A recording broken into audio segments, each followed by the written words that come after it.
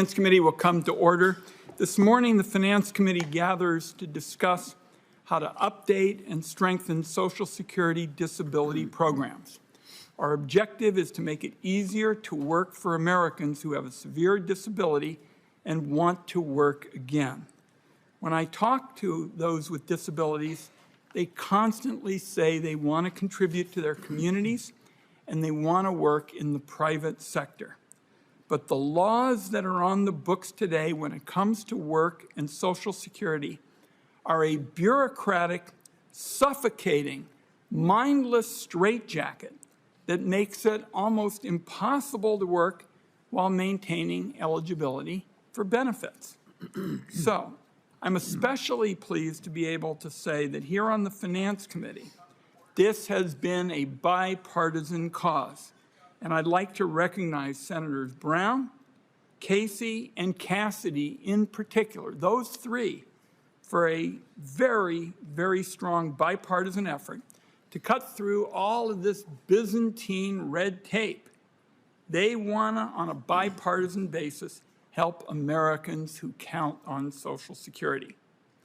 There is a bedrock principle here, and that is Social Security is to provide Americans with financial security and dignity, and that it's an earned benefit, something they contribute to out of each paycheck. But for too many, especially those with a disability, dignity has fallen by the wayside because of these barriers when they're attempting to work. The vast majority of those who receive disability benefits have worked at least 10 years, 10 long years, paying into Social Security with each paycheck. Becoming severely disabled due to illness or accident is a devastating blow. Fortunately, Social Security is there to help those Americans get back on their feet. It often takes months or even years to demonstrate to Social Security that their disability prevents them from performing a regular job. In spite of that, so many Americans want a chance to go to work, even in a limited capacity. They want to be part of their community. Unfortunately, the rules at Social Security make working with a disability almost the equivalent of running a marathon. Many of those who try to work get an overpayment from Social Security due to these outdated rules. An overpayment is something where they still have to deal with, but these are earned benefits, and they're going to essentials like groceries, gas, and rent. Once Social Security realizes there's been a mistake, it often demands all of the money back, and they demand it quickly and in full. These overpayment fines can run in the tens of thousands of dollars, and too many Americans simply can't afford to pay. So something has to change, and what needs to change is to make it easier to work for those who want to work. I'm going to outline several ideas about how Social Security and Congress can help Americans do that, and in particular, so that Americans with disability can work without risking their eligibility for benefits and removing the red tape that holds them back. The first bill is modernizing the Supplemental Security Income Program, what's known as SSI. Here again, a bipartisan effort. Senators Brown, Casey, Cassidy, and Lankford. Both sides of this dais, I would say to our guests and people who are following this, Democrats and Republicans leading the way, saying that Americans who receive SSI and are living on shoestring budgets with the average benefit only amounting to roughly $700 a month, those folks deserve a fair shake, and that means the program putting in place a meaningful update, the first one in 40 years. As a result, it's become harder and harder to keep benefits or engage in meaningful work due to artificially low income limits that haven't kept up with inflation. The most an American with SSI can have in their bank account is $2,000. That has been frozen since 1989. Today, that would be about $10,000. For SSI beneficiaries who attempt to work, benefits are reduced by $1 for every $2 they earn above $85 per month. That amounts to a 50% income tax rate. That's higher than the highest rate in the tax code. Put your arms around that. Highest rate in the tax code. So it's time to bring these rules, heaven forbid, into the 21st century. And I'm glad to be able to join Senator Brown and Cassidy, Casey, and Langford, and several of our other colleagues to take the first step to bring SSI into the 21st century with the savings penalty elimination feature. Next is our Bipartisan Work Without Worry Act. I introduced this with Senator Cassidy. The idea is direct. For Americans with lifelong disabilities like Down syndrome, cerebral palsy, or an intellectual disability, there ought to be additional protections allowing them to work without risking Social Security. So our bill removes the risk of past earnings disqualifying an individual in this situation from receiving disability benefits based on their parents' work history. This ought to be a no-brainer, folks. It's a chance to have a life change for thousands of Americans who want to participate in the workforce but don't out of fear that federal rules could hurt their ability to be financially secure down the road. The last is overpayments. Over the past year, this committee has heard horror stories every day about Americans getting huge overpayment bills from Social Security.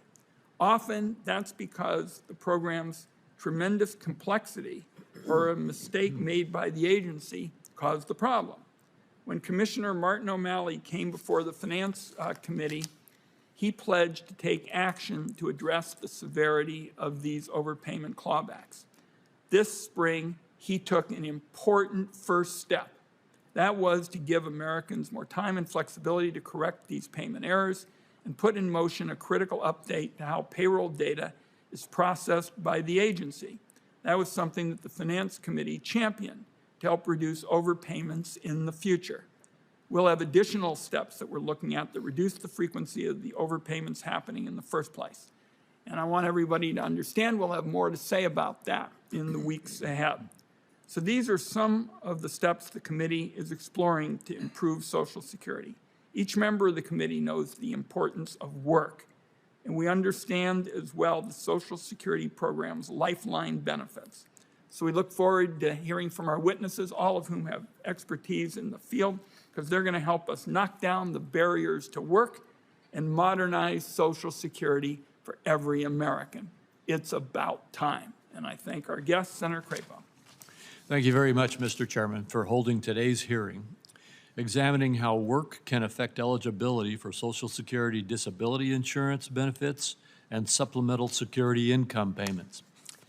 This is an important topic and one that the Finance Committee has not examined in many years, so thank you for paying attention to it. Individuals who receive Social Security disability benefits and want to work should be afforded that opportunity. Unfortunately, that is not always the case, and these individuals often face multiple challenges when attempting to rejoin the workforce.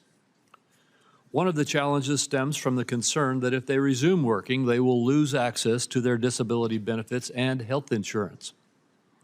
There are provisions in place intended to help the transition, such as allowing SSDI beneficiaries to try working without immediately losing their benefits and extensions for health insurance coverage if their disability benefits stop due to work. However, these work incentives are complex and not well understood. I look forward to a discussion about what more can be done to improve awareness and understanding of the current work-related rules and incentives. Proposals to modify disability program rules to reduce barriers to work also merit serious review. However, we must be clear on the costs and other trade-offs that come with a given simplification proposal. The Social Security Administration's recent track record of finalizing rules that increase mandatory spending by billions of dollars should not be the framework for program reforms. Work-related overpayments represent another challenge that many individuals with disabilities face if they try returning to work. Work-related overpayments can occur when the Social Security Administration does not receive or process earnings information in a timely manner and adjusts an individual's benefit amount accordingly. To help reduce the reporting burden on individuals and provide the Social Security Administration with timely earnings information, the Bipartisan Budget Act of 2015 allowed the agency to enter into an information exchange with a payroll data provider. In February, after years of delay, the Social Security Administration issued a proposed rule describing the agency's planned implementation of this provision. The proposed rule represents progress, and I urge the Social Security Administration to continue taking the steps necessary to implement this exchange. Although this new payroll information exchange will help, it will not include earnings information for all disability beneficiaries. The SSA must continue identifying ways to prevent or limit work-related overpayments before they occur. While barriers to returning to work are an important part of today's hearing, this is not the only way an individual's work activity can affect the individual's eligibility for disability benefits. The Social Security Administration uses a 5-step process to determine eligibility for disability benefits.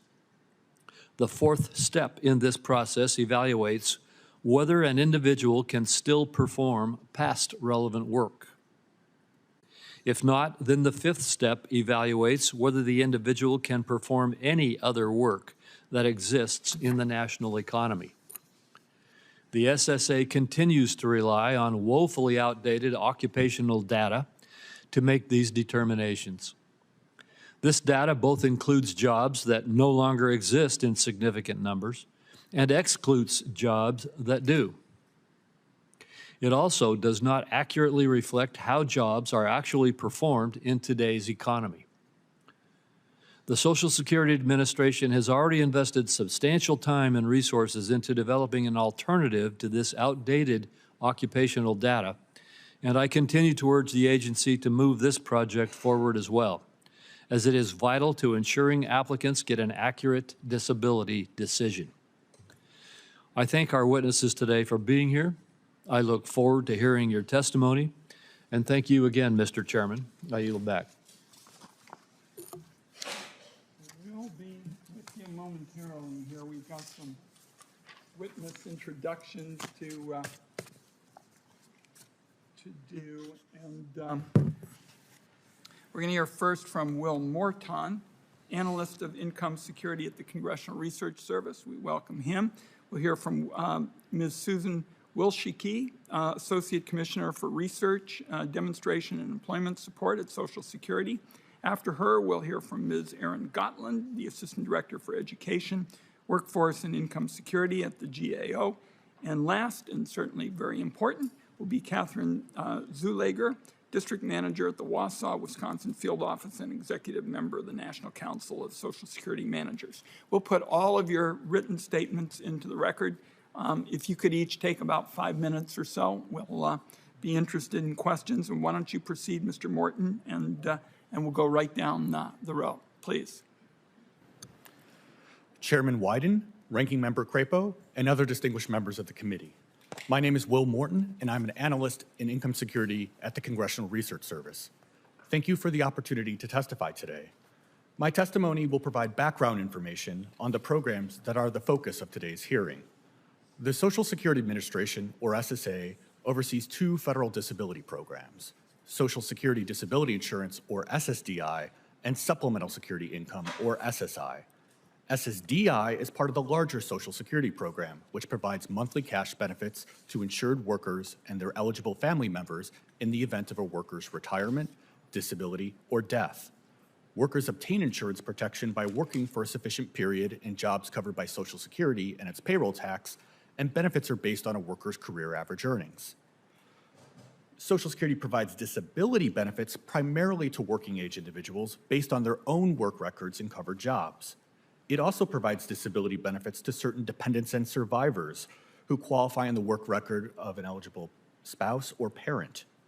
Social Security is financed primarily by payroll taxes, and disability beneficiaries automatically qualify for Medicare, generally after a 24-month waiting period. In contrast, SSI is a means-tested program that provides monthly cash benefits to eligible individuals who are age 65 or older, blind, or have a qualifying disability. SSI is intended for those who have difficulty meeting their basic living expenses due to age or disability and who have little or no Social Security or other income. There are no work requirements to qualify for SSI. However, because the program is based on need, it is restricted to those with limited income and resources. SSI provides a flat maximum monthly benefit, which is reduced by any countable income, such as Social Security or earnings. SSI is financed by general revenues, and SSI recipients generally qualify for Medicaid in most states. Both programs use the same work-based definition of disability for adults. Disability is defined as the inability to engage in any substantial gainful activity due to any medically determinable physical or mental impairment that is expected to last for at least 12 consecutive months or to result in death. The impairment must be severe enough to prevent the individual from performing both their past work and any other substantial work that exists in significant numbers in the national economy, taking into consideration the person's age, education, and work experience. SSA uses an earnings limit to determine whether a person is performing substantial gainful activity, or SGA, which in 2024 is $1,550 per month for most individuals. Although SSDI and SSI are designed to support eligible adults who have long-term work-living disabilities, they both have special program roles designed to encourage work among disability beneficiaries, known as work incentives. In general, work incentives allow disability beneficiaries to retain their cash and medical benefits under certain conditions while they attempt to return to work or pursue an employment goal. SSDI work incentives protect program eligibility for those who earn above the SGA limit and are often time limited. SSI work incentives are designed largely around the program's financial eligibility rules and are generally not time limited. In addition, SSI recipients have their benefits gradually offset as their earnings rise above a certain level, while SSDI beneficiaries who work either receive their regular benefits or nothing, depending on whether their earnings are above the SGA limit and the particular work incentives available to them. Despite the existence of work incentives, less than 1% of disability beneficiaries leave the rolls each year due to work. Among surveyed beneficiaries, the most frequently cited reason for not working is that their physical or mental condition prevents them from working. Other potential barriers to work include inaccessible workplaces, work-related overpayments, and the complexity of SSA's work incentives. In conclusion, lawmakers established SSA's disability programs to support eligible adults who have long-term work-limiting disabilities. At the same time, lawmakers established work incentives and return-to-work initiatives to encourage work among disability beneficiaries. Striking the appropriate balance between these competing objectives is something lawmakers have wrestled with over the years and may continue to do so in the future. Thank you for the opportunity to testify today. I'm happy to answer any questions you may have. We'll have some momentarily. Thank you, Mr. Morton. Ms. Wilschke. Chairman Wyden, Ranking Member Crapo, and members of the committee, thank you for inviting me to discuss working while receiving Social Security disability benefits. I'm Susan Wilschke, Associate Commissioner of the Office of Research, Demonstration, and Employment Support at the Social Security Administration. I appreciate this opportunity to discuss how, together, we can support disability beneficiaries with an interest in working. Social Security provides essential income and services to a diverse population of Americans with disability through the disability insurance and supplemental security income programs, collectively referred to as disability benefits. As of December 2023, we paid about $11.9 billion in monthly SSDI benefits to 8.5 million people and about $3.1 billion in monthly SSI payments to roughly 4 million people aged 18 to 64 based on disability or blindness. Disability beneficiaries are some of our nation's most severely disabled people. The law defines disability stringently. A person must be unable to engage in any substantial gainful activity due to a physical or mental impairment that has lasted or is expected to last at least 1 year or to result in death. For most, self-supporting employment is not a viable option. In fact, our research and program statistics have shown that, even with supports, most of those who qualify for disability benefits are simply unable to return to full-time work.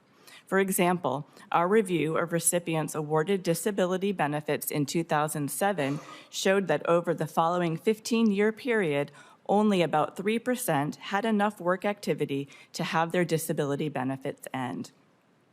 Therefore, we need to be pragmatic and strategic with policies to assist the limited number of beneficiaries who may be able to work and become financially independent. Congress has made clear their desire that individuals should work if they can, and we have consistently supported the efforts of beneficiaries who want to work. Current law includes several incentives and beneficiary supports, including Ticket to Work, work incentive planning and assistance, and protection and advocacy for beneficiaries of Social Security. However, beneficiaries report challenges with complex program rules, wage reporting requirements, and overpayments. For a person receiving both SSDI and SSI, the situation is even more complex due to differences in program rules. Under Commissioner O'Malley's leadership, we are undertaking several actions to support beneficiaries who attempt to work and gain financial independence. First, Commissioner O'Malley, as one of his top priorities, has taken several steps to reduce and better manage overpayments. Second, we have commissioned a new evaluation to assess the effectiveness of the Ticket to Work program and help us better understand which aspects of it work effectively and for whom. Third, in February, we published a proposed rule for the Payroll Information Exchange, or PI. When fully implemented, PI will allow us to reduce improper payments while lessening the burden of wage reporting on beneficiaries. One of the best tools provided in law by Congress is our ability to test promising disability program changes through demonstration projects. However, this authority expired in 2022. We would like to work with Congress to remedy this. Finally, our ability to support work for beneficiaries depends on sufficient funding. Social Security's operating budget has recently been less than 1% of its annual benefit payments. The President's budget request for fiscal year 2025 will improve customer service across the board, including our programs to support work. We're proud of the role our disability programs play in the nation's social safety net.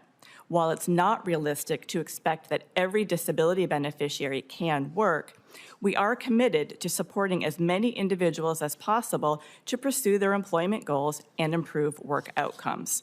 On behalf of Commissioner O'Malley and Social Security, I thank you for your support in this effort and for inviting me to appear today. I look forward to answering your questions. Thank you. We'll have some questions in a little bit. Ms. Gotland. Chairman Wyden, Ranking Member Crapo, and members of the committee, thank you for inviting me to discuss work incentives and challenges in SSA's disability programs. This statement is informed by 30 years of GAO work.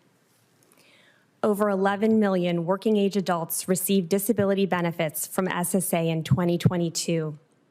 Some of those 11 million want to work. We found 3 disincentives they face. 1, loss of cash and medical benefits. 2, the fear of overpayments. And 3, the complexity of rules surrounding work. I'll discuss each briefly and progress and challenges SSA faces addressing them. First, the loss of benefits. When disability beneficiaries return to work and earn income, they must report these earnings to SSA, and SSA adjusts their benefits. Those beneficiaries who earn over a certain income limit are at risk of eventually losing cash and medical benefits.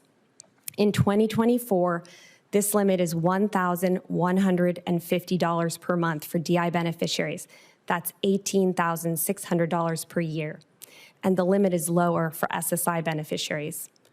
Research shows that the fear of losing benefits is a prime deterrent to earning over these limits. Second, overpayments, which occur when SSA delays processing earnings or when beneficiaries don't report them.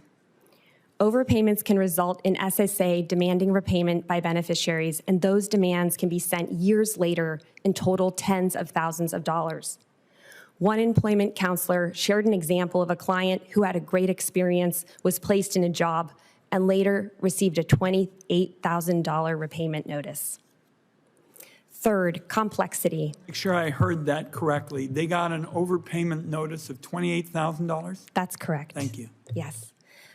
Complexity. Even when beneficiaries accept the risk of losing benefits and receiving an overpayment, the complexity of the rules surrounding work and benefits can deter working. It can also be difficult for the agency to manage. SSA staff and employment counselors told us even they get confused explaining the rules to beneficiaries. Now, SSA has taken steps to address these disincentives, but these efforts have yielded limited results. For example, SSA has conducted demonstration projects that test various changes to program rules designed to encourage work and reduce reliance on benefits. However, in 2021, the OIG reported that 6 of these projects had cost over $300 million, and none had identified potential savings or resulted in changes in legislation or policy. SSA has also recognized the importance of addressing overpayments. By using data and technology, it could adjust faster those benefits, which could prevent overpayments. For example, its performance report outlines plans to automate collection of wage data and modernize its IT system for tracking debt. But SSA has yet to fully implement 3 GAO recommendations in this area, including 1 priority recommendation from 2015, which involves SSA's use of data matching to prevent overpayments.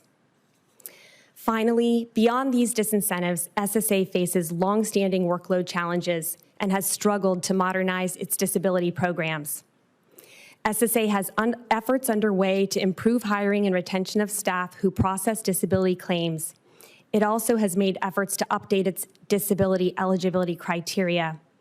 However, it has spent hundreds of millions of dollars since 2012 working with BLS to update its data on occupations to reflect the modern workforce. But SSA is not using those BLS data. Instead, it continues to use data on obsolete occupations, some from the 1970s, to make decisions on who gets disability awards. In conclusion, SSA's disability programs provide a vital safety net for millions of people with disabilities, but beneficiaries who wish to work face significant disincentives. SSA's continued efforts to reduce these disincentives and modernize its programs will benefit disability beneficiaries and American taxpayers.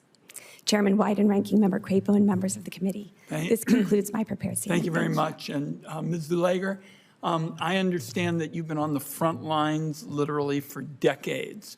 So I can almost see a size 7 halo spotting above your head because this is such important work for our country. So please proceed. Chairman Wyden, Ranking Member Crapo, and members of the committee. My name is Catherine Zulager. I'm the manager of the Wausau, Wisconsin Social Security Administration Field Office.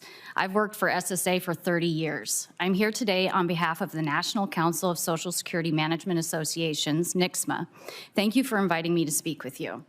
NCSMA is a professional association with over 2,400 members from field offices and teleservice centers throughout SSA. Each day, our members directly serve the American public in over 1,200 of SSA's public-facing offices. We're here today to discuss how work impacts those who receive Social Security disability and supplemental security income. In the full written testimony, I have provided detailed information about how work impacts benefits. I hope you are able to follow the information to understand how complicated it is for a layperson to navigate while working while on disability benefits. I've been doing this for 30 years, and I found it confusing to read.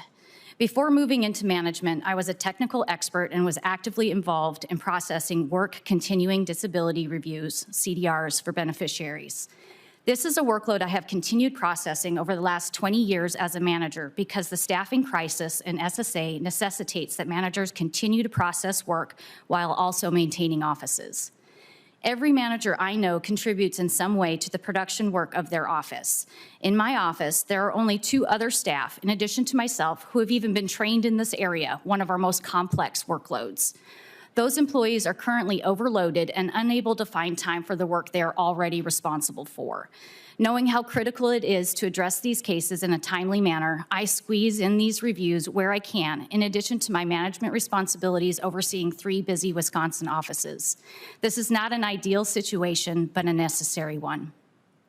Every day, I see firsthand how working impacts those on disability benefits.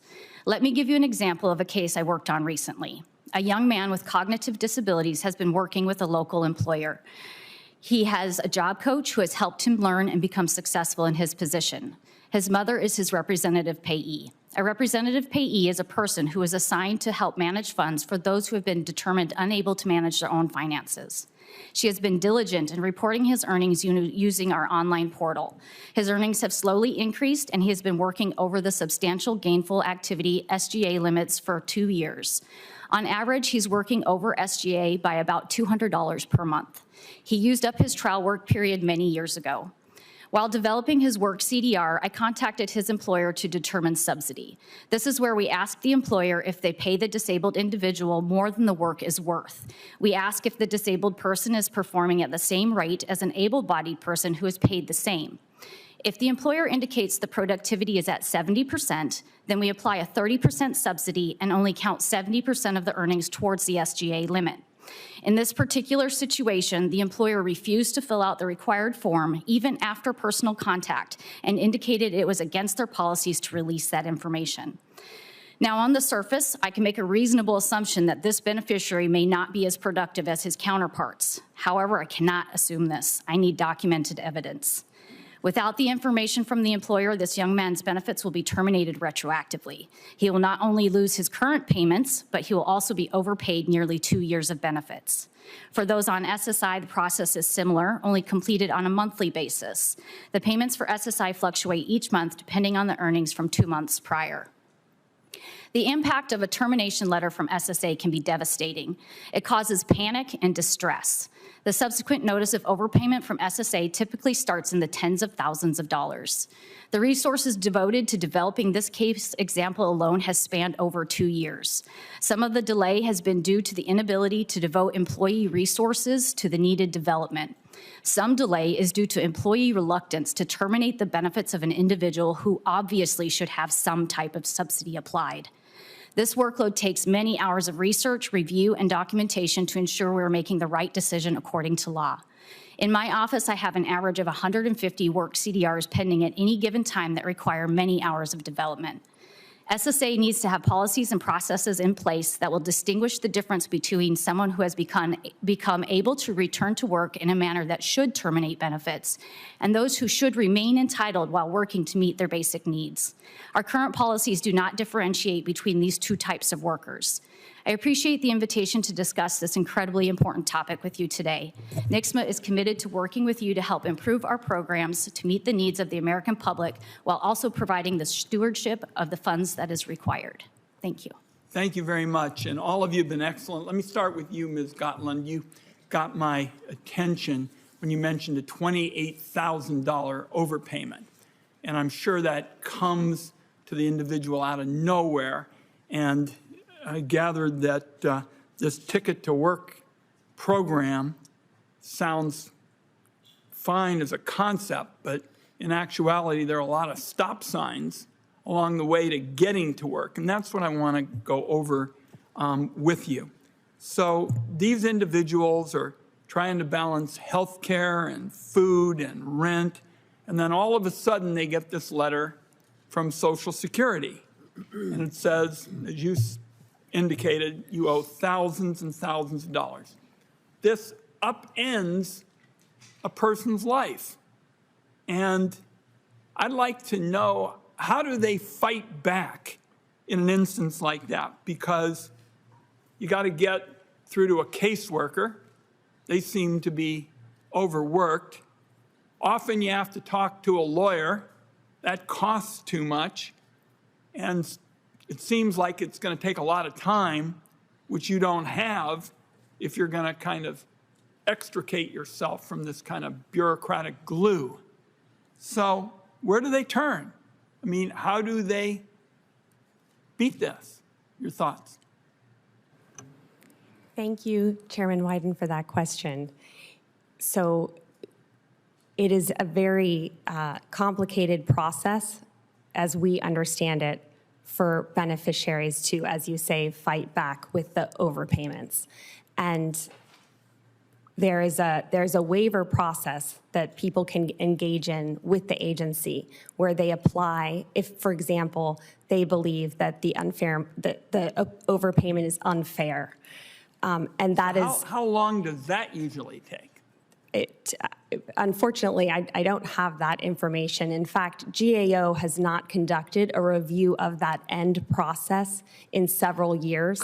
Could you get back to us and even give us some information from a handful of cases? Absolutely. Certainly. I'd like to know how that works. Yes, and we get constituent calls, as do you, I'm sure, on a regular basis of people who are not only upset by the overpayment notice, but also overwhelmed and confused by the process. And it's something that GAO thinks would be beneficial for us to conduct some oversight and look into this process if you wanted more. to use this waiver, is that one of the things you have to go out and get the lawyer that you can't afford to help with? Yes, it's certainly advantageous to have that kind of legal support. Absolutely. Anything else that you can offer up in terms of how they're going to find their way out? Because that's what the committee has to deal with. Absolutely. So one hopeful note is this debt management system that we're hoping will assist the agency in tracking overpayments.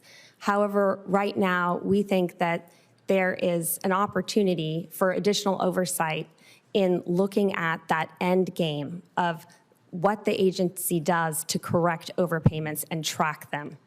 And what we hear from constituents a lot is that not only are they confused about the process to appeal their waiver, but they're also receiving conflicting information from SSA depending on who they call and who they talk to.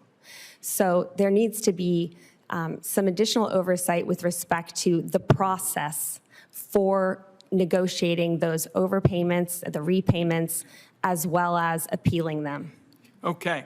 Question for you, Ms. Zulager. So these rules are obviously complicated and practically numbing as you kind of walk through all of the red tape. But my understanding is that these rules are also very hard for Social Security employees to explain. Can you give us some insight? Because you're a veteran of 3 decades. God bless you for helping people. What do you do to help people through the process? Maybe you walk us through when a person says, that they're reporting that their wages are recorded on a record and they're trying to figure out how to deal with it. Thank you for the question.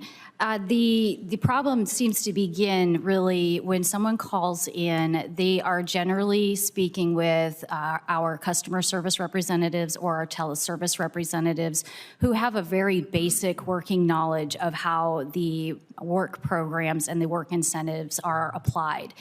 Usually they don't get to talk to the person who is actually working the cases because they call, say, for instance, the 800 number, and they have just very limited access to the information to see where a person is in the work determination and how the incentives may have been applied to their records. So in effect, you're saying that when they make that call, they're almost starting over with another person. Yes, that's exactly correct. Because when they call in, if they call in a second time, they're pretty much guaranteed to get a different person than they spoke to the first time. And as Ms. Gottlieb mentioned, sometimes those Social Security employees can't tell either when they're looking at our records what incentives have been applied and where someone is in the process, depending on their knowledge level, their experience, and how much training they've had on the record. And these are our entry-level positions, so they don't have the extensive training that some of the other positions would have to be able to better explain it. My time is up, but if you could, and I know you've got your hands full with your duties, give us in writing some suggestions, particularly on something like this, because you say to yourself, you know, everybody means well here. I mean, it's kind of like the system is sort of muscle bound. In other words, it's stuck with not having somebody who really knows what a person's individual needs are, and they don't have the information from the earlier call. And if you can give us some suggestions as to how we might deal with, you know, that. This so much as I listen to it reminds me of my days when I was director of the Gray Panthers, and I also ran the legal aid office for the elderly. That was different, of course, than what we're talking about here. But nobody means badly. But the system is just kind of muscle bound, and you can't get the changes that are needed to really do what's right for all concerned. So I'd like to have your suggestions on that last point. Senator Crapo. Absolutely. Thank you very much, Mr. Chairman. And Dr. Gotland, I'd like to go to you first. The Social Security Administration's disability programs remain on GAO's high-risk list, due in part to SSA's continued use of outdated occupational data to make disability decisions. If I heard your testimony correctly, I think you said they've already spent something like $100 million to study this and to update it, but they're not using that information. Did I hear you correctly? Yes, that is correct. I believe the amount is higher. It's over $250 million. $250 million. And the information is not being utilized? As far as we know, yes, it is not being utilized. So explain a little bit about why the Social Security Administration's use of this outdated occupational data is a contributing factor to its disability programs being on GAO's high-risk list. Thank you for that question. So we have, on our high-risk list, there are two main areas. One for SSA is managing its backlogs, and one is modernizing its eligibility criteria. And the eligibility criteria are absolutely essential in deciding disability awards. So these are make or break decisions for people who are needing benefits. The occupational data in particular are something that dates back right now to the 1990s and even earlier to the 1970s. The Washington Post article, for example, highlighted one example of a vocation that still continues to be used, the pneumatic tube operator. And we thought, oh, maybe that would be something that wasn't realistic, that didn't really get invoked. But in fact, we just identified in preparing for this 2 recent federal court cases where pneumatic tube operator was cited as a viable occupation for someone applying for disabilities and part of the basis for their denial. So this is something that is of grave concern to the individuals who are applying for benefits who are unfairly denied. It is also costing Social Security Administration administrative costs in processing these cases. And in addition, it's costing the federal courts time and resources in processing those appeals. Well, thank you. It sounds to me like if they were to actually effectively utilize the data that they have spent so much money to develop, that they could actually get better results in getting benefits to recipients and save money in the process. Is that correct? Yes, that is correct.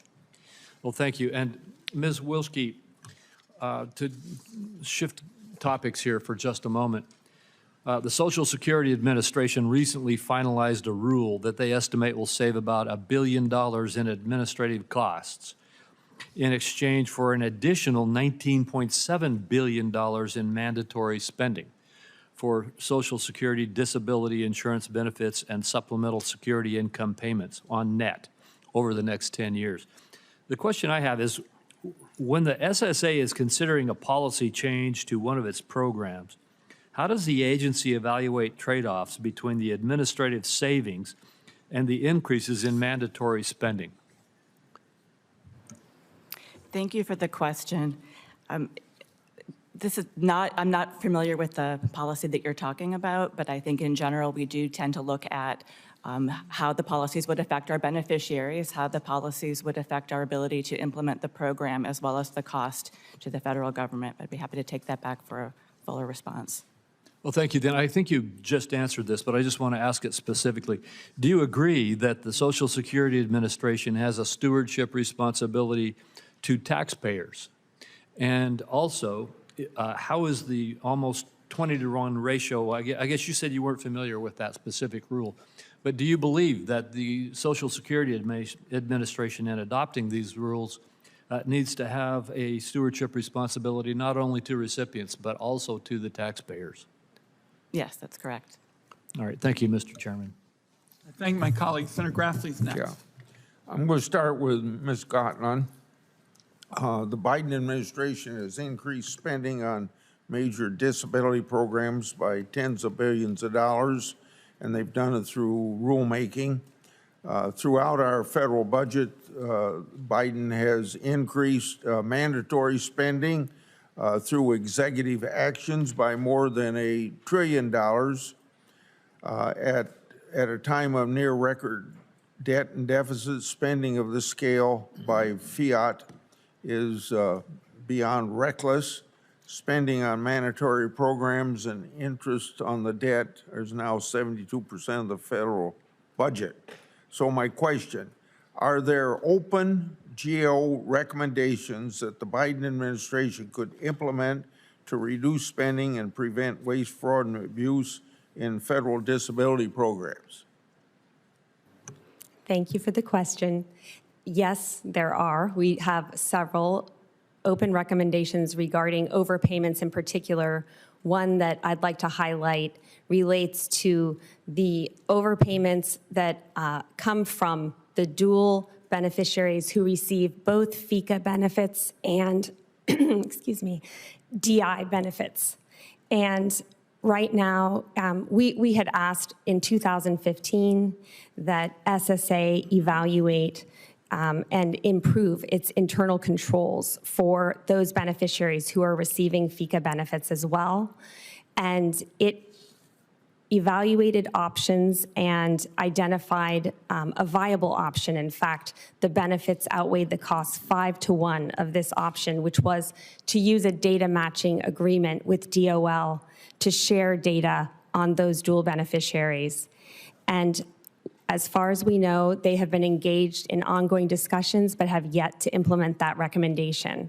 And that recommendation is a priority recommendation designated so by our Controller General. And then I'd also like to point to the modernization of occupation data, which was what I just discussed, which is part of our high-risk series and is absolutely essential to be addressed for SSA to be removed from our high-risk list. And maybe you can submit your other things in answer in writing. I would be delighted to. Thank you. I'm going to go to Ms. Wilski. As I just mentioned, President Biden has greatly expanded the cost of SSI and SSDI while doing little to attempt to rein in costs. Both Obama and President Trump proposed billions of dollars in savings by limiting duplication and overlapping special disability benefits and unemployment. Why hasn't the Biden administration, as part of its budget request, proposed any reforms to generate savings in federal disability programs administered by Social Security? Thank you for your question, and I think the administration is very committed to making sure that we're administering these programs fairly and with respect to our budget. I'm happy to take that one back and get you a response for the record. Okay, thank you very much. I'm going to go to Mr. Morton. There has been bipartisan interest in improving our disability program to better incentivize those that are able to return to work. This includes the Ticket to Work program, but also pilot programs implemented by SSA that test certain changes to program rules with the intent of promoting attachment to labor force. So what have we learned from these past attempts to promote work? Have certain types of work incentive programs work better than others? Thank you for the question. SSA recently published a study that they commissioned that looked at its past demonstrations over the last 20-something years. And the general conclusion of that report is that while on average, many of the tests that SSA conducted to promote work helped to increase levels of employment, they did not have substantial effects on average earnings or on reducing disability benefits. So that's kind of the bigger takeaway from SSA's demonstrations. Okay. And for Ms. Ziegler, just unrelated to this subject, but you manage 3 offices. What percentage of your employees come to the office 5 days a week? 5 days a week, I believe, amongst the 3 offices, there's 40 employees, and I believe there are 5 who come in 5 days a week.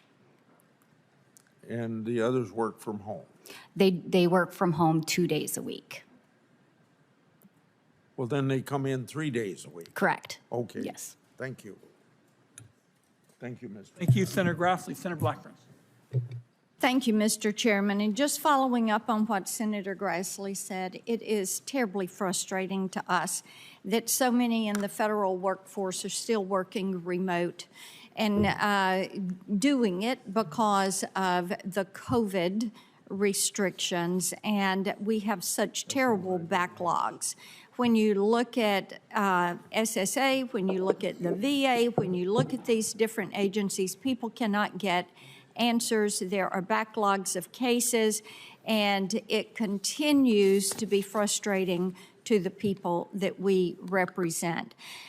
Commissioner Wilshie, I want to come to you with my questions because in Tennessee, we hear a lot about workforce and the unemployment numbers, the labor force participation rate, and the effects COVID has had on this. And everyone in Tennessee seems to have a workforce shortage. We know there are individuals that are on SSDI who would like to return to work. That was to be the purpose of the Ticket to Work program. So as we look at this and we look at constraints, what do we need to do and what more do you all need to do to be certain that people who are on SSDI can work but not be jeopardizing those benefits? Because they're wanting to go back to work, but what they will say, and I'm in every county, each of the 95 counties in Tennessee, I'm there every year, and we hear this. There are people that want to work, but what if they go to work? What if they end up losing their benefits? What if they end up in a mess? This means there is confusion and there is a lack of consistency coming out of that program. So do we need to do something more? Do you all need to do something more? Thank you for your question, Senator. As you've heard today, I think the complexity of our work incentives can really actually be a deterrent to getting people to work. So I think that simplifying that is certainly one step. Additionally, I think the more we can do to inform people really about how these work incentives work and the effect of work on their benefits, that will sort of dispel some of the fears people have around going back to work. Okay, so how do you do that? We know, so you're defining the problem. Okay. But then how do you translate that to recipients and enrollees so they know they're not going to jeopardize their benefits if they get in the workforce? Because that's what they would like, is to be back in the workforce. Thank you for the clarification there. We do fund work incentive planning and assistance organizations that provide benefits counseling, and they explain the rules to beneficiaries, and particularly around work, how it's going to affect their How benefits. quickly can people get to those caseworkers and get that clarification? We have a call center. They can get that. I will say that we have very limited funding. That funding it's been set since 1999, and it has not increased. So I think if we had additional funding for that, we would So really be does able it to take serve them more. a day, a week, a month? It can usually happen pretty quickly. I'd say within a week. If they call, they Within a can week. get referred over. And the last thing I would say is that we do need sufficient funding and staffing to be able to process those wage reports when we get them in the field offices. Okay, let me ask you this. If people showed back up to work in person, would that help you to pick up the pace a little bit? I think it's really a matter of having the right number of people rather than where they are. I think What we can do about the work at right home. number of people who are actually working 40 hours a week? I think they're working 40 hours a week, whether they're working remotely or in the field offices. You think so? I do. Okay, do you think so? Yes, I do think so. And we believe that telework should be implemented where it makes sense, as long as flexibility is given to individual offices to use it only where it makes sense and to be able to not use it if it is not working. Because on the front lines, we do run into problems where there will not be enough workers in the office to serve our walk-in traffic, and we do have to recall teleworkers, and we do that regularly where needed. As long as we have those flexibilities, I do believe that those who are working on telework are working to their full capabilities. Okay, thank you. Thank you, Mr. Chairman. Thank my colleague. Because of the kind relations between our two colleagues, Senator Casey will be next, and he is a sponsor of two of the bipartisan bills and also the champion of ABLE accounts, which is extraordinarily important to folks. And Senator Casey, go ahead. Mr. Chairman, thanks very much. I want to thank our witnesses for being here and thank Senator Whitehouse for letting me jump ahead. It doesn't happen every day around here. I wanted to start with a question that I think initially direct to Ms. Wilschke and Mr. Morton. One of the disincentives for recipients of SSI to work are asset limits, of course. The $2,000 asset limit today has a purchasing power of only $630, and it's a barrier that keeps people who want to work and save out of the labor market. I passed in 2014 the ABLE Act, and this was one way to ensure that SSI recipients can save for the future or prepare for emergencies without risking benefits. It allows an SSI recipient to save up to $100,000 in assets, making it possible to buy a house or an accessible vehicle or even to go to college. As of this March, about 171,000 of the over 4 million SSI recipients have opened an ABLE account and invested almost $2 billion. 171,000 is a big number, but it's only about 4% of the current SSI recipients. There are many policies we need to update to tear down the barriers to employment for people with disabilities, but we have a policy right now that can address the SSI asset limit that is being, of course, by virtue of those numbers I just recited, underutilized. So I'll start with maybe Mr. Morton, and then Ms. Wilschke. What can SSI, or SSA, I should say, do to increase awareness of and participation in ABLE accounts to address the asset limit problem currently? So with respect to ABLE accounts for SSI recipients and other disability beneficiaries, SSA does provide information on its website. It has helped us sponsor certain events. It's presented co-presentations with groups that advocate on behalf for ABLE accounts. But it is one, I mean, if you want to call it, an incentive or a feature for SSI recipients who want to work, it's one of many in conveying all the whole entire set of work incentives to recipients can be difficult. And I think that is something SSA has wrestled with over the years and continues to do so. And it is challenging. So potentially, increased efforts at awareness, would probably potentially help boost enrollment in ABLE accounts among SSI recipients. And as of January of this year, there were about 80,000 SSI recipients who had an ABLE account. And Ms. Wilschke? Thank you for the question, and I agree that ABLE accounts are really an important savings tool for people with disabilities. And I would agree with my colleague here that while it's not one of our programs, SSA does do a lot to make people aware of it through our websites, our publications. We partner with external organizations, and I'll mention that we are also embarking on a research project to, with some external organizations to look at ways to promote the take-up of ABLE accounts. Well, I hope we can do a lot more because I don't think it's nearly enough. And I wanted to turn to Ms. Zuliger. You've been on the ground working with beneficiaries. Can SSA managers and field office personnel help increase awareness of and participation in ABLE accounts? Absolutely. With correct funding and resources, we can definitely do that. Thanks very much. I'll turn next to Dr. Gotlin. At the rate of the disability labor force participation has been increasing over the past 5 years, though there's still well below that of the non-disabled workforce. The Bureau of Labor Statistics reports that the May labor force participation rate for people with disabilities was 41.7%, close to an all-time high. Looking back 10 years, that participation rate has increased by over 30%. However, the demonstration projects designed to incentivize employment among SSI and SSDI recipients show only small increases in employment.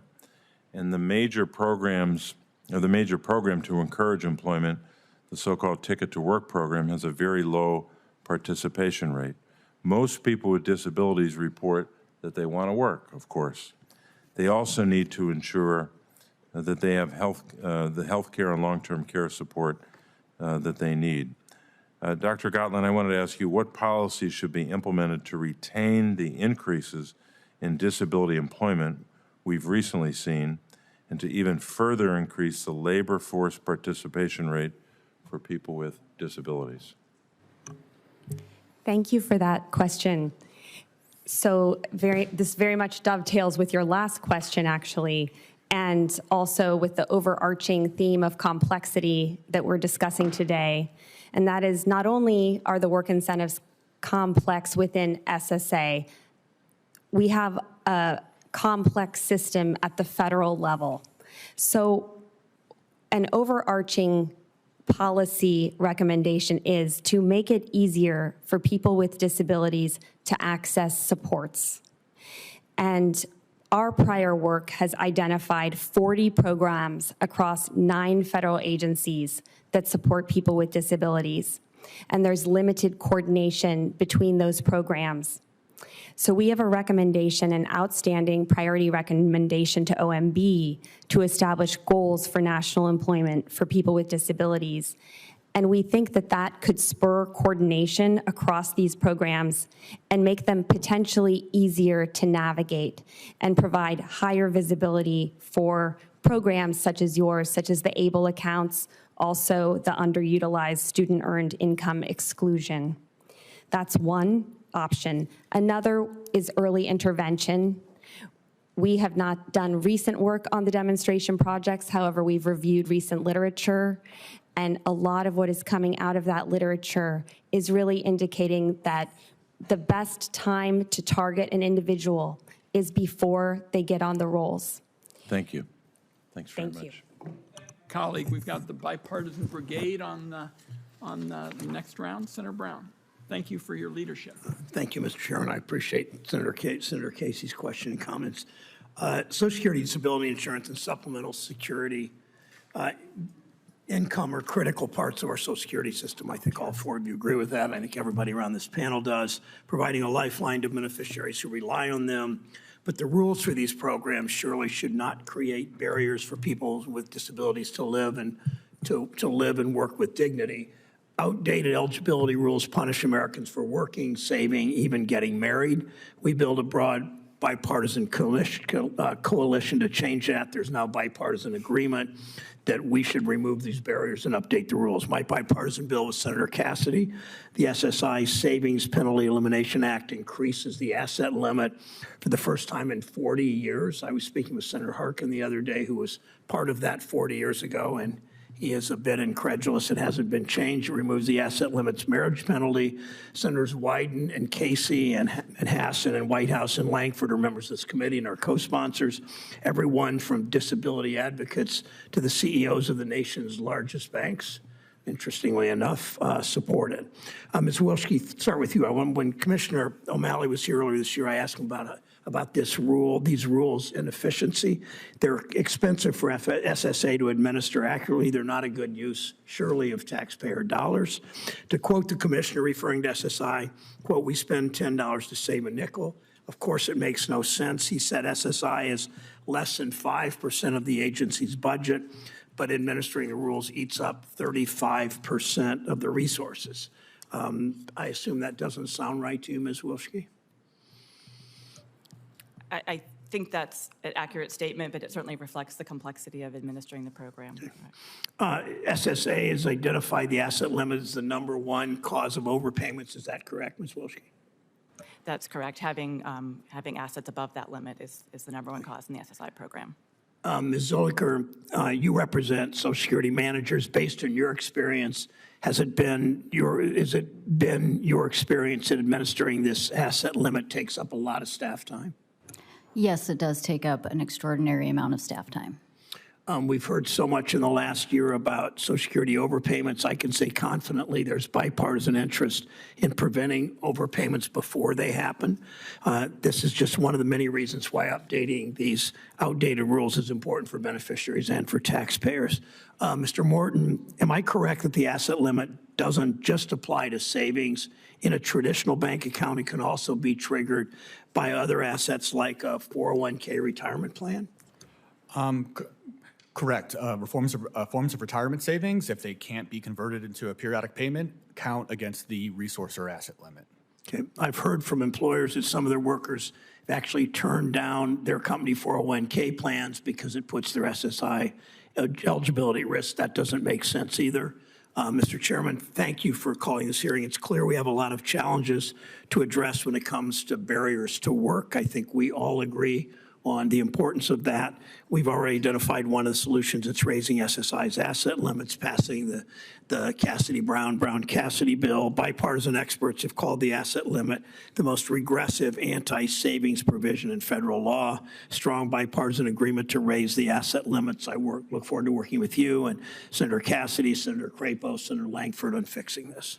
Thank you. Thank you, Senator Brown, and I'm very appreciative of the bipartisan work that you and Senator Cassidy have been doing. I remember a rally that was held months ago, and it's time to get action on this, and thank you for your leadership. Senator Cassidy will be next, followed by Senator Whitehouse.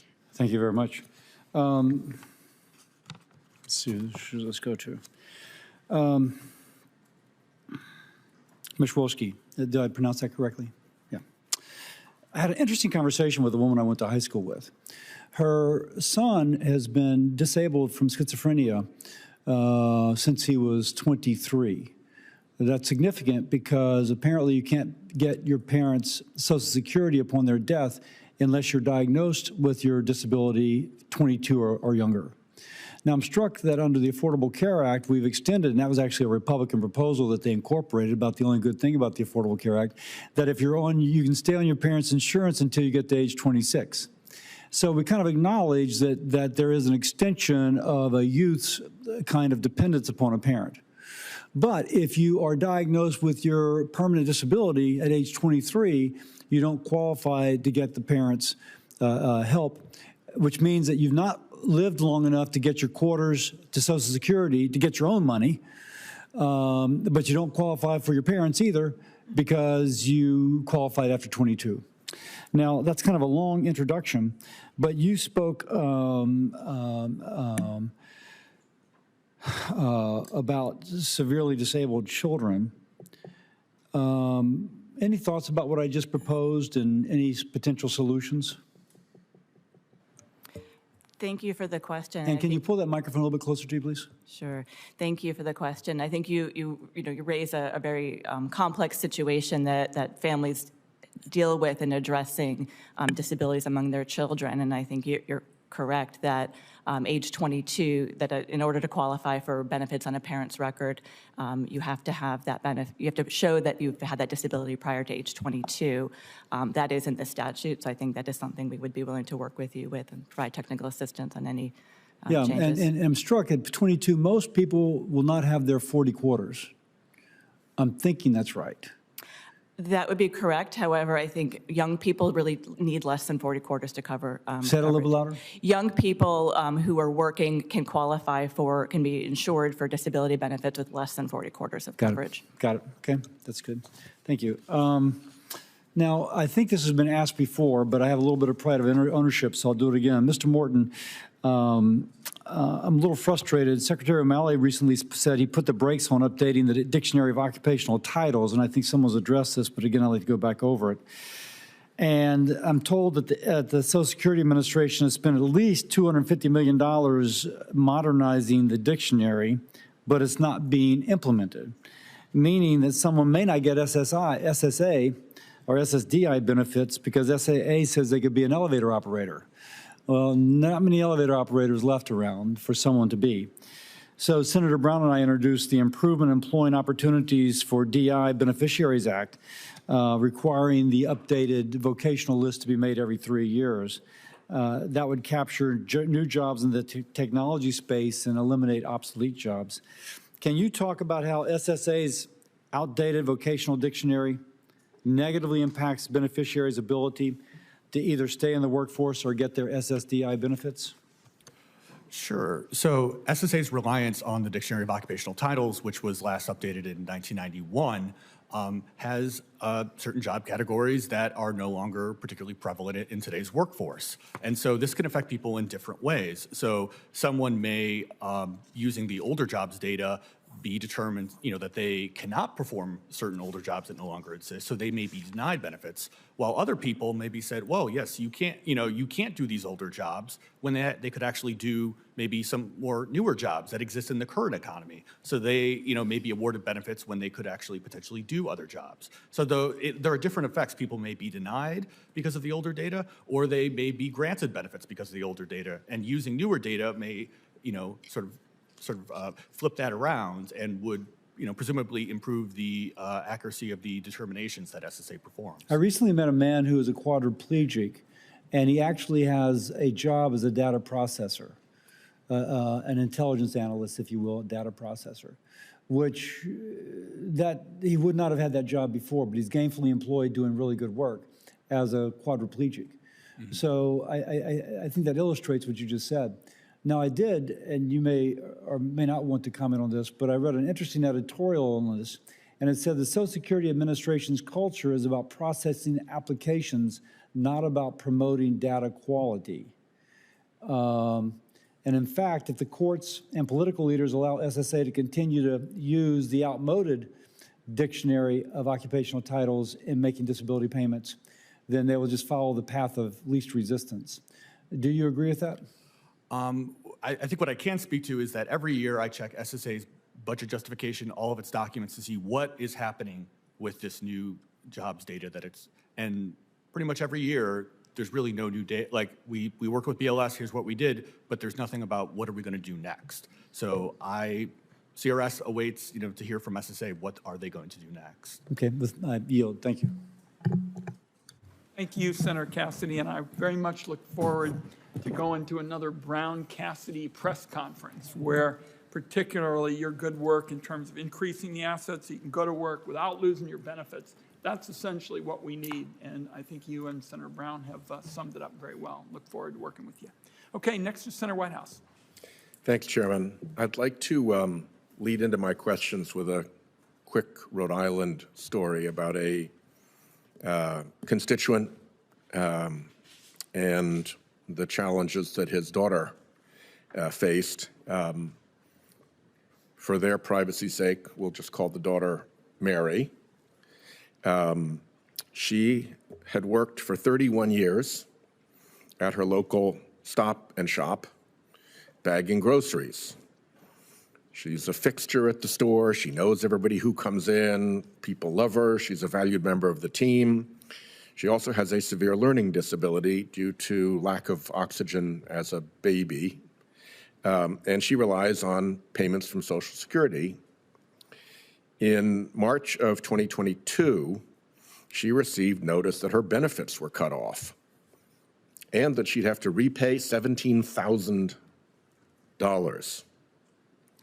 You'll remember that that was a time when people were having trouble coming to work and staff were missing shifts or calling in sick. And there was Mary, always eager to help, to pick up some extra hours to help the team through. And because of that, she inadvertently went over her maximum allowable level with no notion that that had happened. The first she knew about hitting the income limit was the letter that told her she owed $17,000 and her benefits would stop. You can just imagine what that felt like in that family.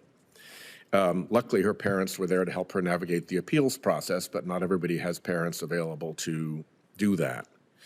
It took 2 years to get this battle resolved, and ultimately, Social Security deemed that Mary was not overpaid, and she received ultimately a reimbursement of nearly $23,000, having gone through all this hell and nonsense.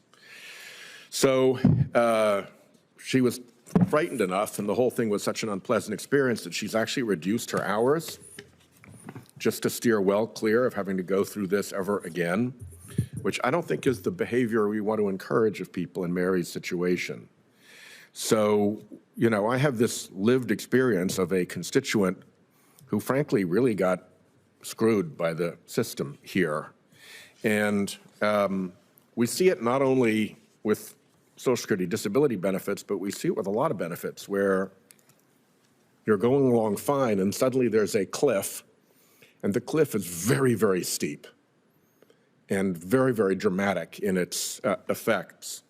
And I'd love to have each of your thoughts, perhaps as a question for the record, so you have a time to sit down and think about it and write something, about whether we should be considering a more broad solution to the cliffs problem that allows, for instance, senior cabinet officials to take a look at a terrible cliff and work around it just in the interests of humanity and good common sense.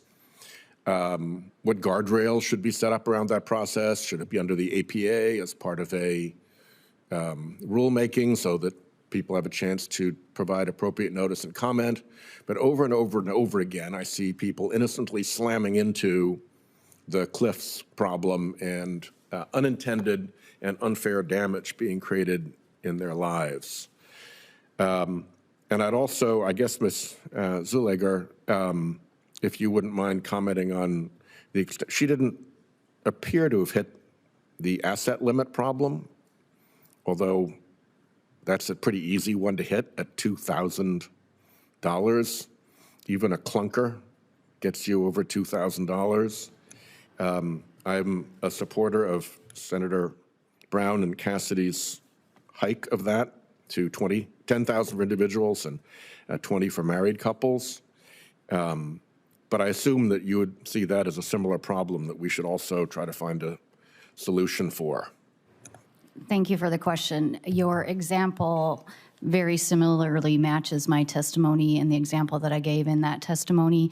And it does sound like, without having the details, that individual is probably on SSDI, where the cliff exists, because SSI doesn't have that same cliff drop off that we could term it. Yeah, it was SSDI. Yeah. So that, I do believe that there should be some considerations there. And it sounds very much like the example that I gave in my testimony as well. And should we treat the asset limit similarly? So the asset limit doesn't exist for the SSDI. It's the earnings and how those earnings are treated. And just on the surface, it does sound like that individual probably had some subsidies involved from that employer. And I hope that that's what, once those subsidies were developed, that may be why it was determined that she was eligible in the end. The example that I gave did indicate that sometimes we have a very hard time getting proof of subsidies from employers, and we can't make assumptions. We have to have the proof because we don't have any sort of medical background, and so we have to have proof from employers that subsidies exist. Thank you, Chairman. Made no sense, did nothing but harm to have Mary thrown off the program. I applaud your efforts to bring a common sense solution so that kind of really cruel stupidity doesn't happen so often. Well, thank you, Senator Whitehouse, and put me down, Senator Whitehouse, as your first volunteer to be part of this effort to look at the cliffs. I mean, this cliffs issue, even by Washington, D.C. standards, is bizarre. And I just look forward to working with you. And I just told the finance staff we're all in to proceed in a thoughtful way, and nobody's looked at it. Senator Warren. Thank you, Mr. Chairman. So in 1972, Congress established the Social Security Income, or SSI, so that people with disabilities could live in dignity and be somewhat self-supporting by getting a monthly cash payment. And it's now a critical lifeline for about 8 million Americans. But the problem is that these outdated rules have stranded about 4 out of every 10 people who receive it in poverty and unable to work. So I want to walk through an example just to make sure we're in on the numbers. A young woman living with disability who receives the average SSI payment, which is about $698 a month last year, well below the poverty line. So she picks up a remote minimum wage graphic design job for 8 hours a week, allowing her to take home another $232 a month, still leaving her well below the poverty line. Ms. Wilschke, you're an associate commissioner at the Social Security Administration. Say that SSA sees that this woman is earning $232 from her job each month on top of her SSI benefits. Under current law, can she keep the $232? Thank you for the question. She would keep part of it, but it would be, her benefit would be reduced. How much? It's 80, she can keep the first $85 and half of the rest. So she gets $85 is the amount she can keep from her work. And after that, for every $2 she earns, what happens to her Social Security benefits? It would go down by $1. They go down by $1. You know, and then it gets worse. We've talked about another part of this cliff. Say she works for a few hours each week. She manages to put a little money aside. She wants to put down a deposit to try to get an apartment. And between her savings and SSI and her job, she manages to save just a little over $2,000. Now, when SSA sees that she has over $2,000, just walk us through. What happens, Ms. Wilschke?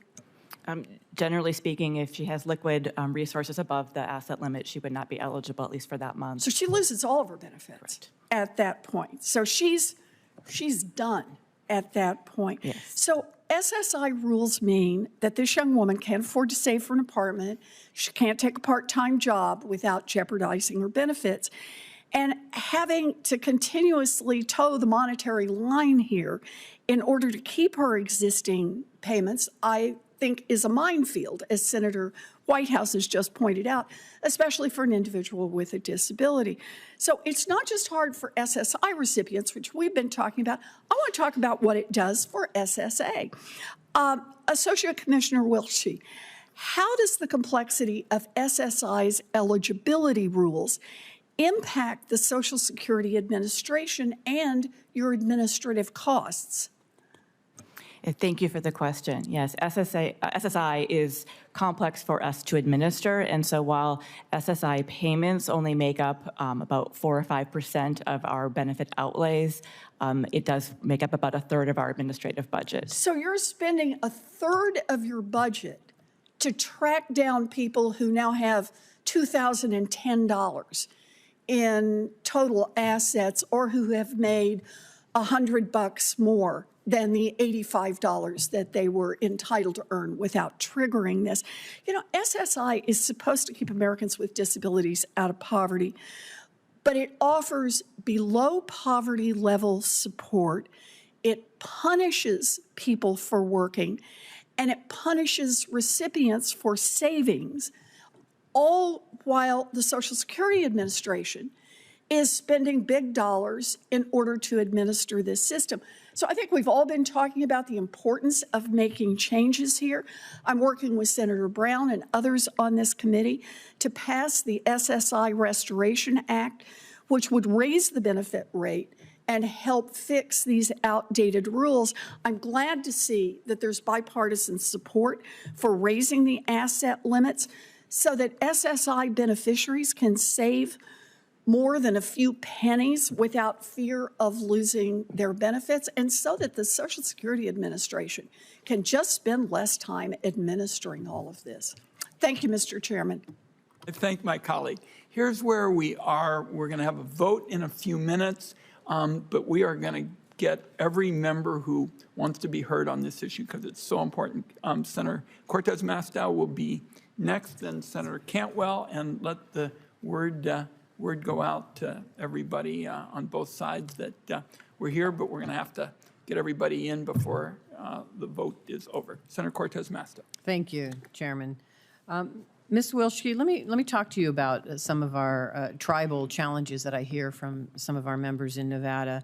The tribes in Nevada and across this country have established programs to help elders and disabled individuals remain on the reservation and in their homes, offering support such as housing assistance. Unfortunately, the Social Security Administration has reduced supplemental security income for these individuals by counting tribal welfare assistance as income. I am working to reintroduce a bill that would ensure tribal general welfare benefits are not unfairly categorized as income, affecting supplemental social income eligibility or benefits.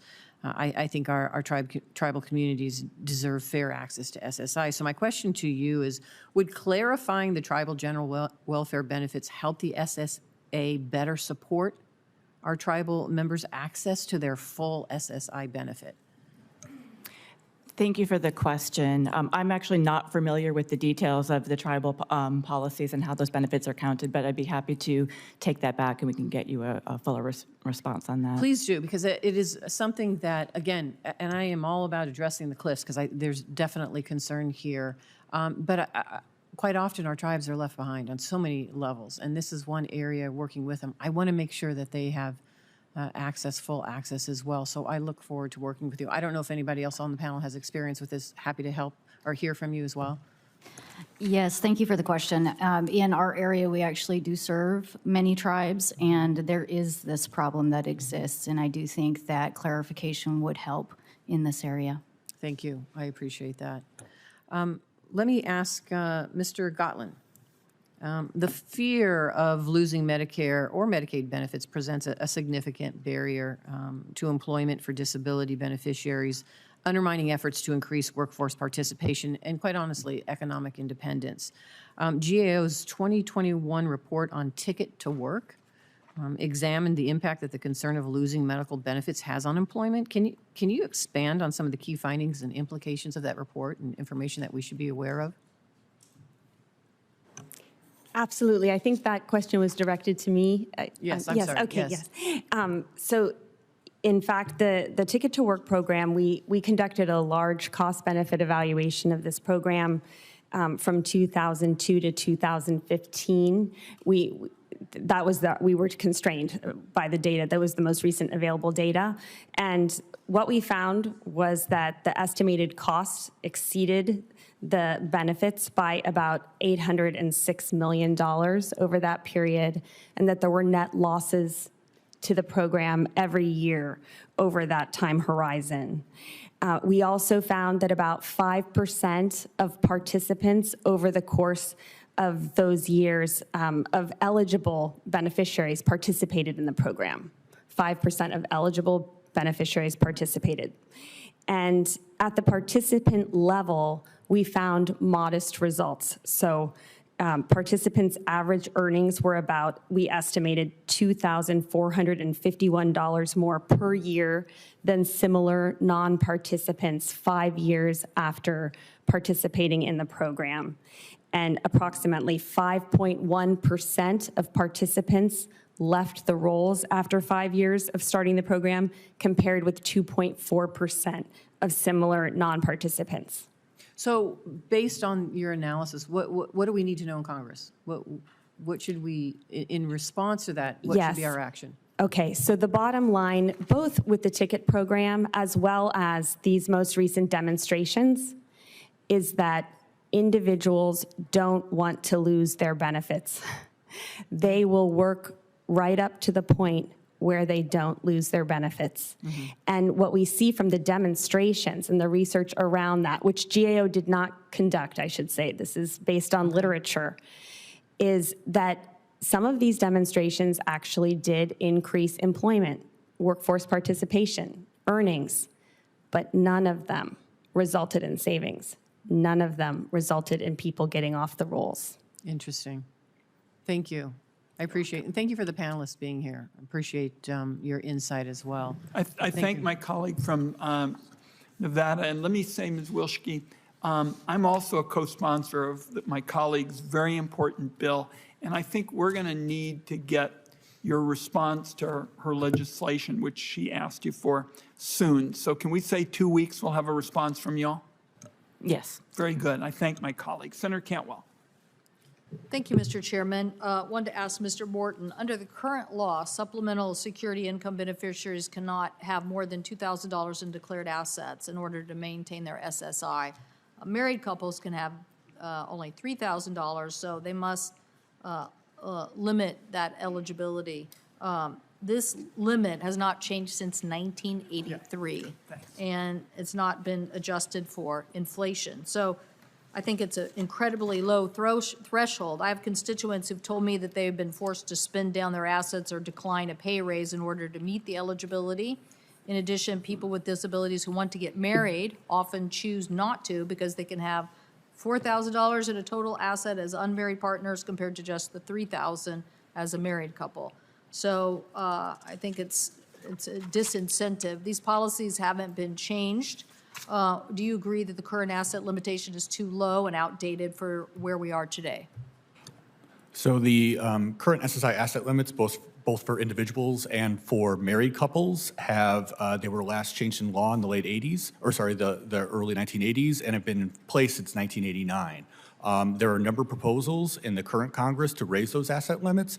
In addition, some proposals would equalize or sort of double the amount for married couples relative to single individuals. And this is sometimes described as, the current law treatment is sometimes described as a marriage penalty, and so this would potentially address that issue by doubling the amount of assets that married couples could have relative to single individuals. Is that what you think we should do, double the number? While CRS does not provide recommendations, that is something that a number of members of Congress have expressed interest in. Do you think we should increase the limit based on today's cost of living? That is another proposal. So not only to sort of raise these limits because they've been in place since the late 1980s, but then also index them to inflation by the same cost of living adjustment that applies to Social Security benefits. Okay. Okay. Ms. Wilschke, am I saying that correctly? The Social Security Administration has tested several demonstration programs to promote work incentives with the goal of increasing disability beneficiaries. One of these programs is promoting opportunity demonstration that was created in the Bipartisan Budget Act of 2015. For every $2 a beneficiary earned above the threshold, their benefits were reduced by $1. After 3-year demonstration concluded that there was no discernible difference in average earnings and disabilities. Could you please explain this demonstration program and what was not able to be achieved and what is different from where we are today?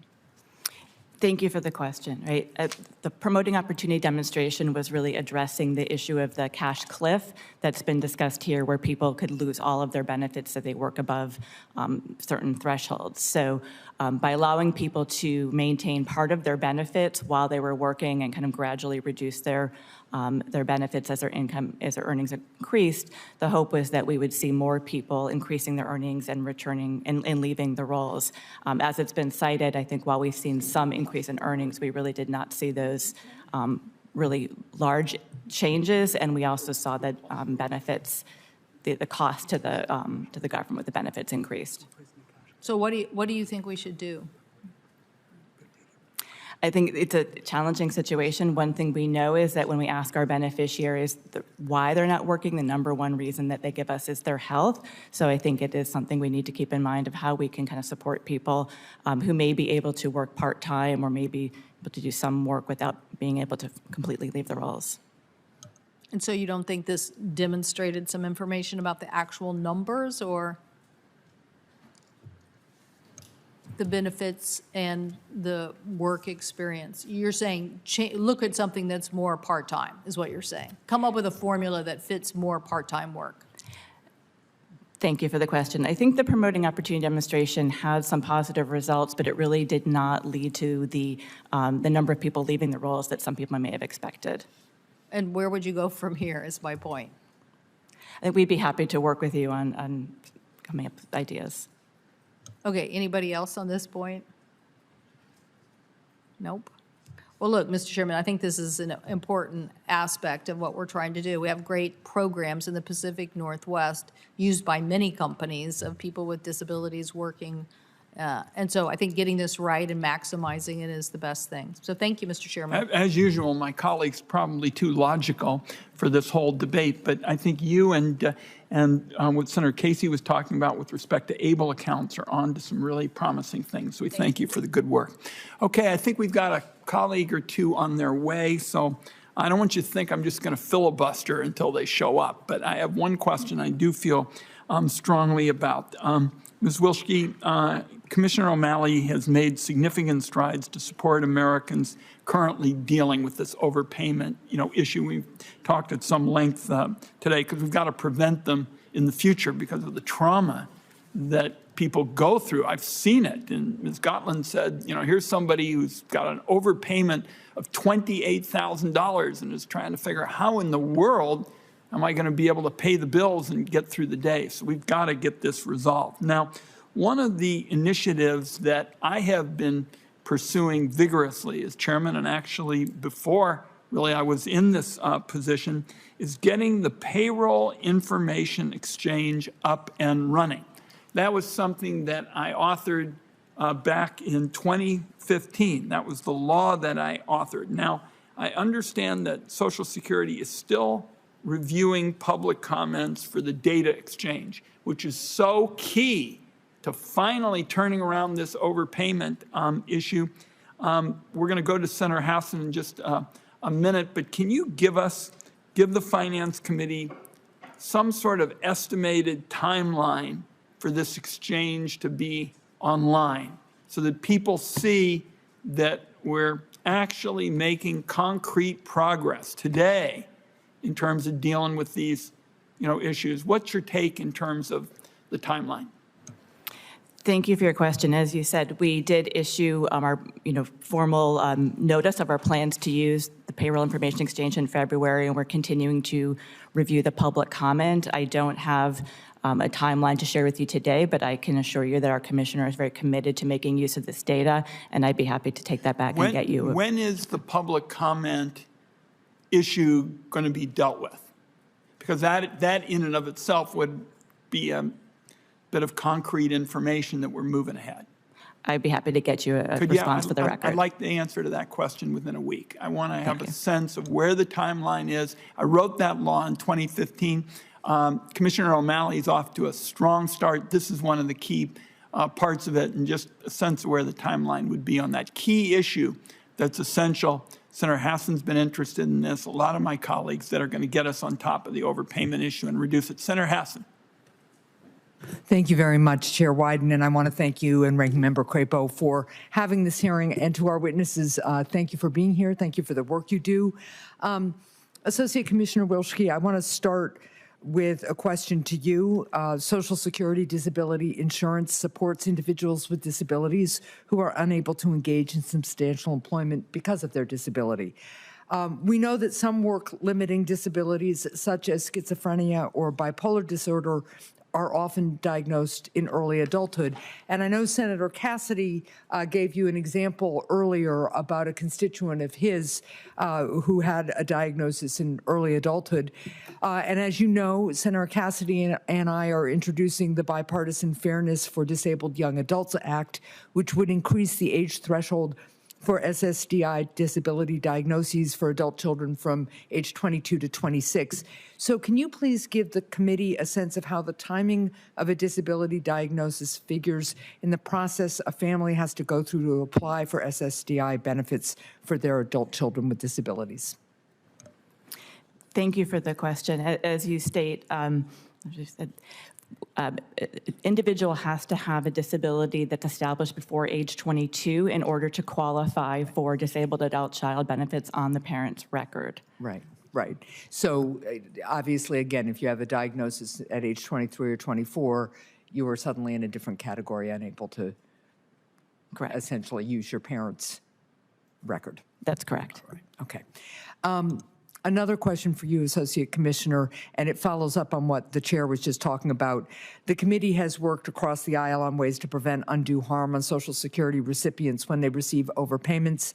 Recipients are often unaware that they were overpaid by the Social Security Administration until the agency requires them to quickly pay back hundreds or thousands of dollars. Senator Cassidy and I wrote a letter on this issue, and the agency announced in March that it would change its overpayment recovery process to better protect vulnerable individuals from significant financial harm. How has the rollout of the improved process gone, and what impact do you expect it to have on beneficiaries and agency operations? Thank you for the question. And as you know, Commissioner O'Malley has been very committed to addressing overpayments, and we have made several changes. Really, the rollout of that is outside my purview, but I would be happy to take that back for response. Again, I will just add to what Senator Wyden was asking about here. We really would like an update and really understand how it is working. And I'm seeing Ms. Zulager say that she might have something to add here. Yes, I can give you the perspective from the front line, from the field offices. The rollout was welcome. It was a change that we really appreciated, even on the front lines as employees, because we do recognize what a hardship it is for individuals. And to be able to say that only 10% is going to be withheld instead of the whole benefit is a welcome relief. And the rollout has gone fairly smoothly from the front lines. Well, thank you, and thank you for that insight. I really appreciate it.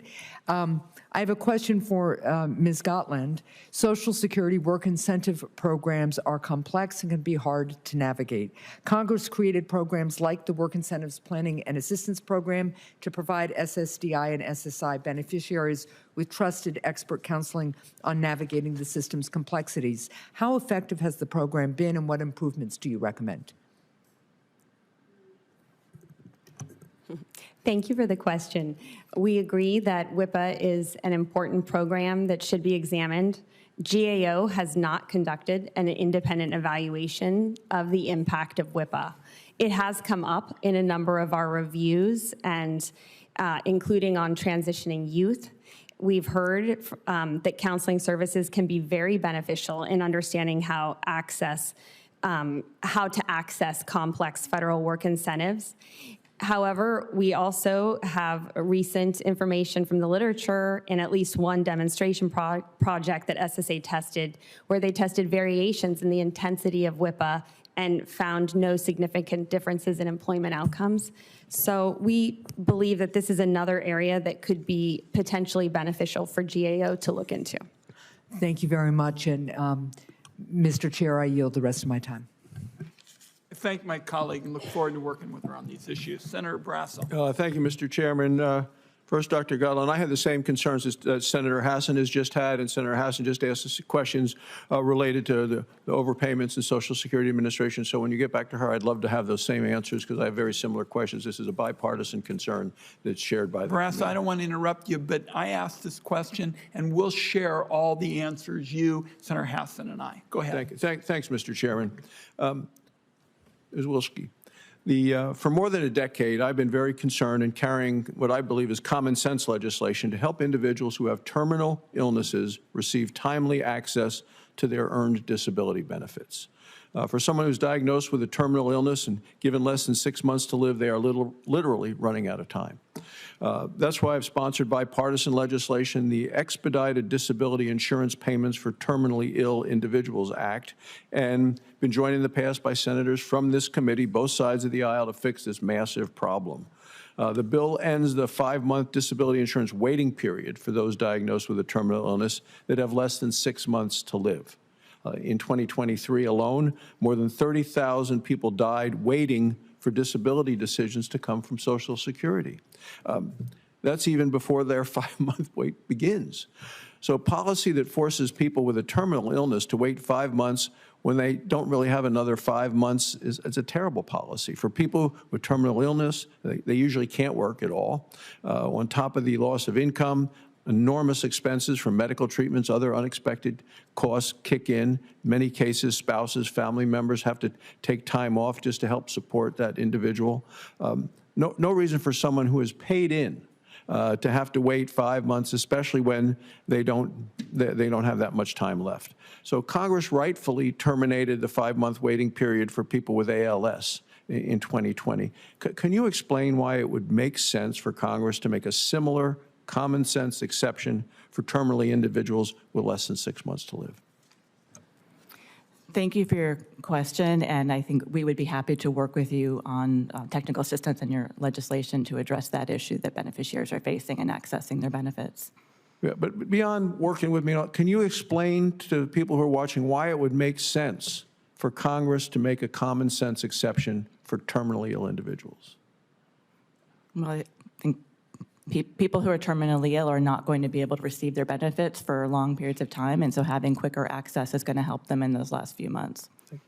Mr. Morton, how can we improve an individual's well-being? You know, you mentioned in your testimony a report titled Lessons from SSA Demonstrations for Disability Policy and Future Research. The report I think it had an interesting discovery concerning the non-monetary benefits of work. The researchers found even without much of an increase in earnings, greater employment could reflect improvements in well-being for people with SSI beneficiaries and recipients. 45% of beneficiaries and recipients reported they had significant goals that included working, advancing their careers. For some, their disability is an enormous impairment to achieving their career goals and returning back to work. There are also those for whom going back to work is the very thing they need to improve their mental health and their personal well-being, not the money side of it, but the other aspects of their identity in terms of the value of work. For those who want to get back to work and whose condition may have improved enough to take on more employment, what seems to be a biggest barrier for them to return to work? Studies, when they have surveyed beneficiaries, many will say, yes, work is a goal for them. They look forward to work. But when they're asked the reasons why they can't work or why they stopped work, the most frequently cited reason is their physical or mental condition. And so because disability for some may be episodic, they may have months or even, for years where they can work to some degree, but then their disability becomes severe again and they can't work for extended periods. And so this can cycle. So oftentimes it's their impairment, but it can be inaccessible workplaces, the fear of working too much and maybe losing those benefits, particularly healthcare benefits, which are sometimes double the value of the cash benefits. Those are some of the barriers that I think beneficiaries frequently cite for the reasons why they stop working or don't work. So, Ms. Wilschke, then what reforms could be made to SSDI to help encourage recovery and a return to work instead of ongoing dependence? Thank you for the question. I think we know that our work incentives are very complex, and so simplifying them, making them easier for people to understand while maintaining those protections that I think are so important. And that's really a balance to get it right, to simplify it, to continue to allow that ongoing eligibility, and consider the cost effect of those. That's what we need to do. Thank you, Mr. Chairman. Thank my colleague, and I thank all four of you. We've been at this for a couple hours, and I think my take is that it's clear that there is bipartisan support for these changes. I don't know of anybody who's told me they get up in the morning and just say, we don't want these programs and they're just a bad idea and all the rest. I think, as I said, a couple of hours ago, the laws on the books when it comes to work and Social Security are bureaucratic, suffocating, mindless straitjacket that make it almost impossible to work while maintaining eligibility for benefits. And despite all the good intentions, I'm walking out of here basically saying that's still what we got to change. And it's time to do it. We have a new commissioner who's told me personally and sat at the witness table that he's committed to getting it done, which is why, as I asked Ms. Wilschke and my colleagues followed up, is we want to work with the agency on this timetable to get the payroll exchange up and going, because that's one of the key kind of aspects of ending these overpayments, reducing them in the future. So I put this as a conversation to be continued. It's a conversation where everybody's going to have to do better.